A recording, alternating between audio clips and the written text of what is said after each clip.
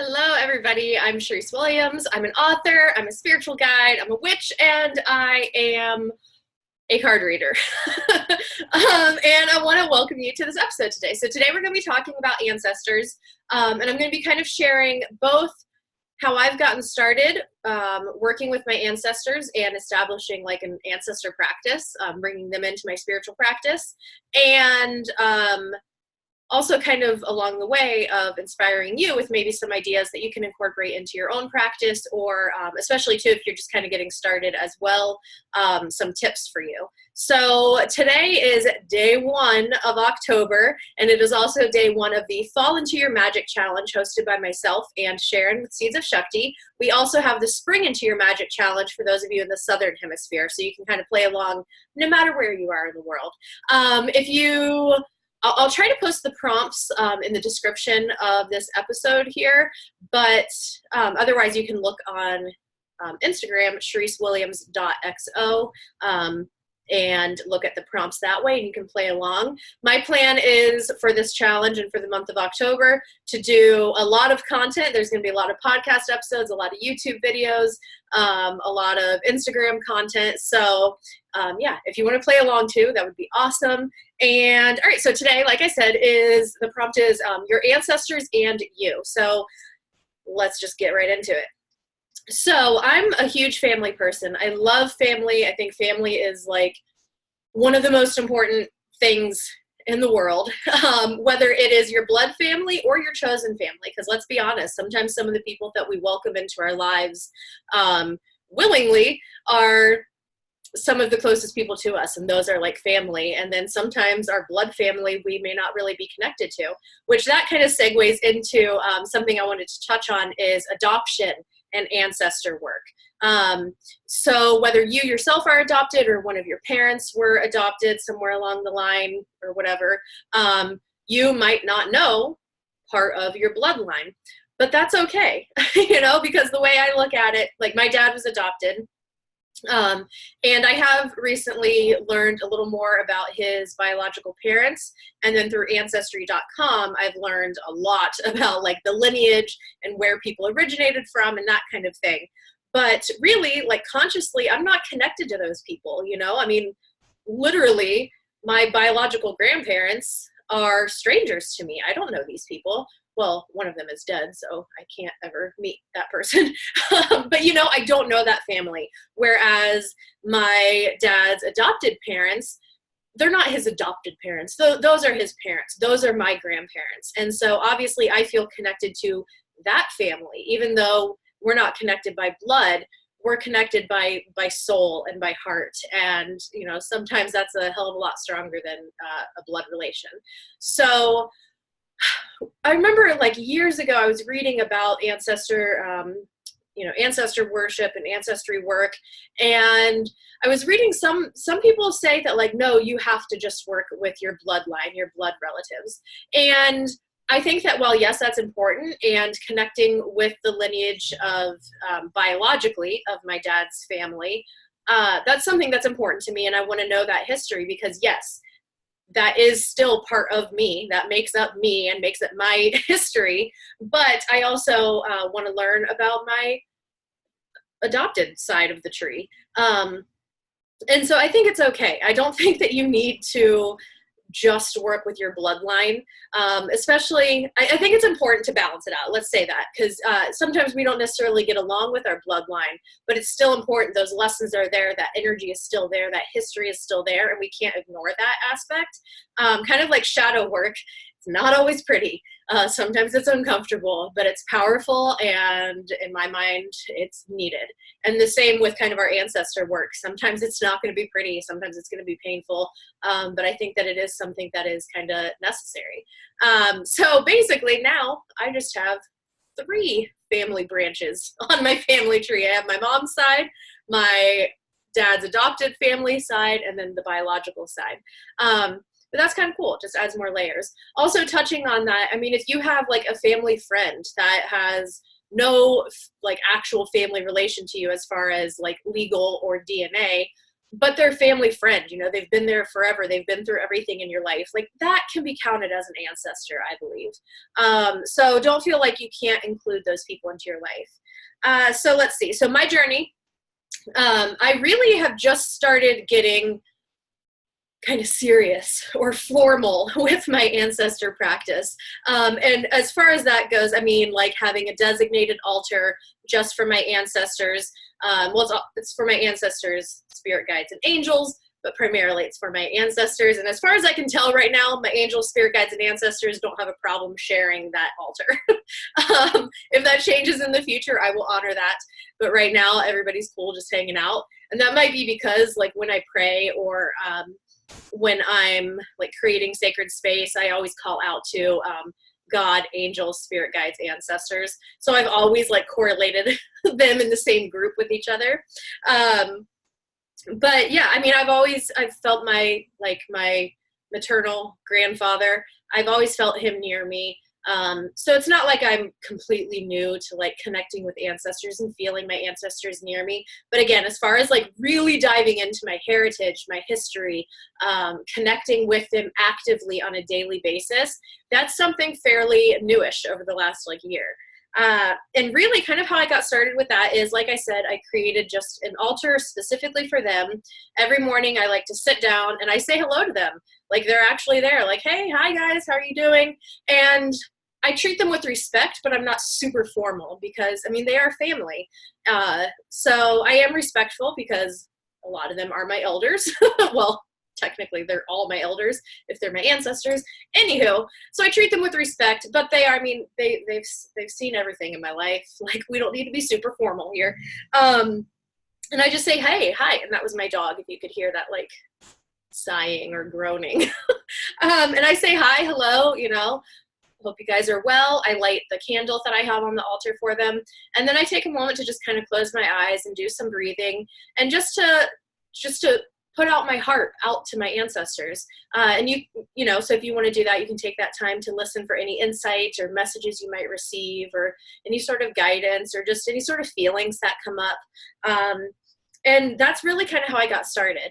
I also, as a way to connect to my ancestors, I pull a card every Monday asking just what are my ancestors wanting to help me with this week, or what guidance are my ancestors providing me for the week. And I'll pull a card, and I pretty much have designated my vintage wisdom oracle deck for my ancestors, and I'll keep that card on the altar for the week just as a reminder and kind of a check-in every day that I see that card as a reminder of what they are assisting me with. So that's kind of a way that you can get started connecting with them, because that's something I've heard, like, well, how do I start connecting with my ancestors? Literally just sitting down 5 minutes a day. Hey guys, how you doing? Got any messages for me? That's cool if you don't, whatever, you know, thank you for existing. I wouldn't be here if it weren't for you. You know, whatever you want to do. So what you can do for an altar, because this is another big question, is really there's no right or wrong way. If you're somebody who's just kind of openly spiritual, or you're just kind of on an open witchy path or whatever. Now, obviously, certain cultures and traditions and beliefs do have like specific ways that you should do things. But again, if you're just kind of not following a specific path, there's really no wrong or right way to do it. Like for me right now, it's a fairly simple altar. I do have a white candle on there. I have a glass of water, which I refresh every Monday. I have a cauldron on there that I will burn prayers or wishes or offerings.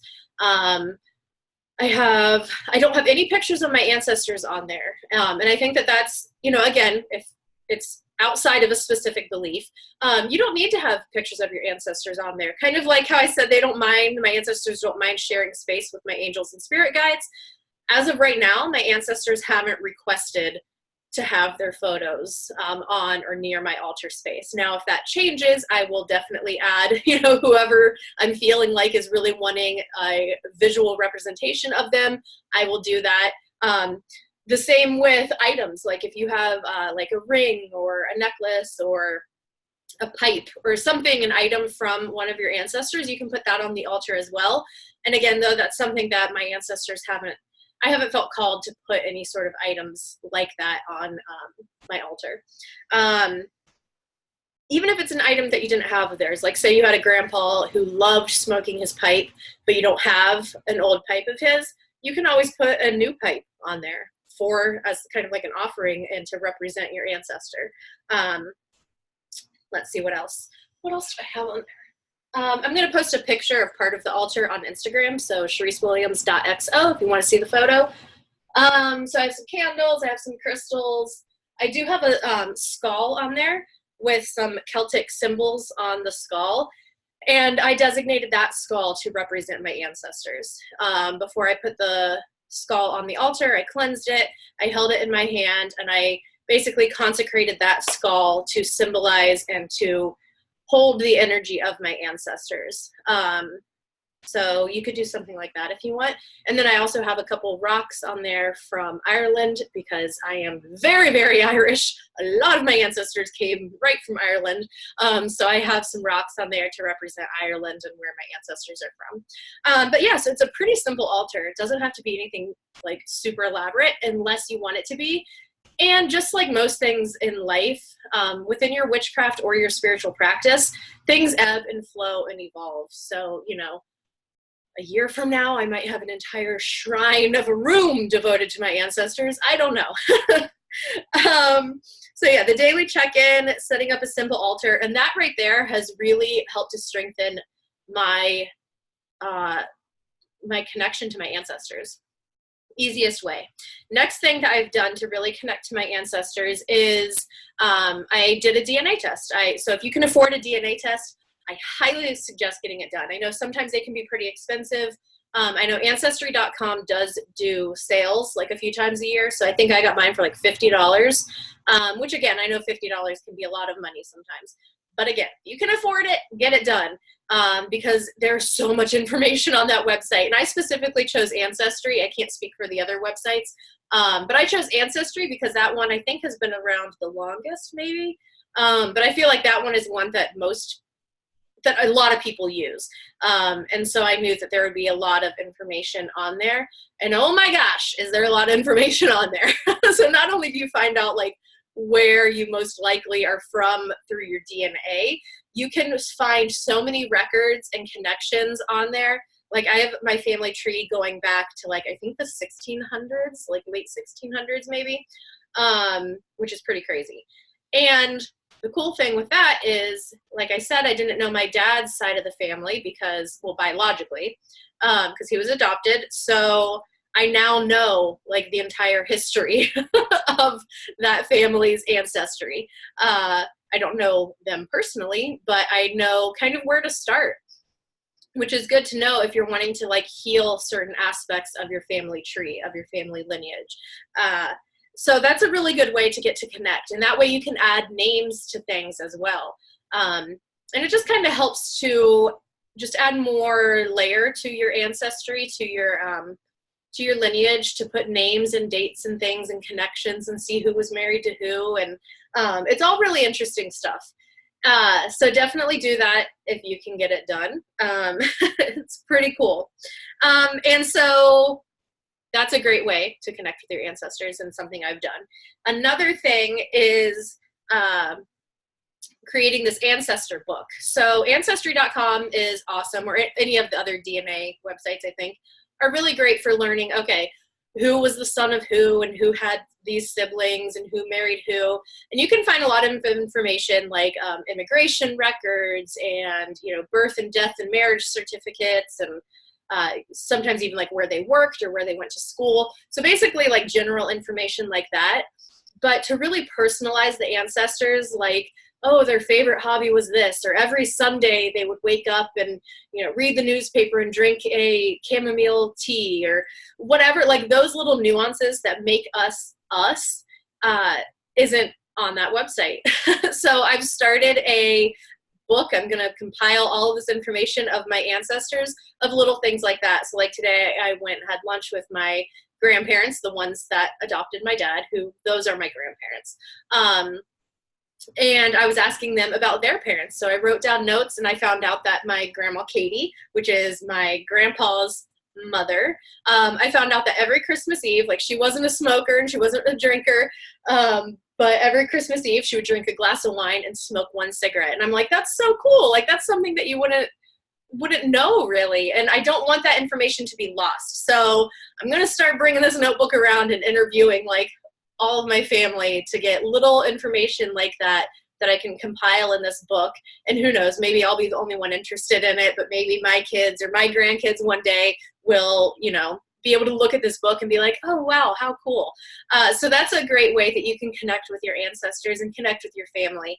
And don't feel bad. I mean, if you don't know, because I know some people are very estranged from their families, you can even still write down what you do know. And don't shy away from including like bad habits, because again, that's something that you can work with for healing old wounds or ending you know, more negative patterns, because maybe you kind of inherited a bad habit from one of your ancestors and you learn that, and then you can be like, all right, this stops here. This stops with me.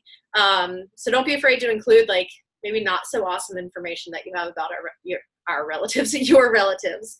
Let me see. And then finally, to connect more to my ancestors, I'm learning more about their origins, their country of origin, as well as kind of their spirituality and what their spirituality would have been. So for me, I'm very Irish, very, you know, all of that. I'm Welsh, so, excuse me, some German. So basically Celtic history is very much in my lineage. It's very much in my blood. So I'm personally learning more about Celtic mythology, Celtic history, which is pretty cool. I mean, there's some elements of like Celtic spirituality that I have incorporated and connected with in my own practices.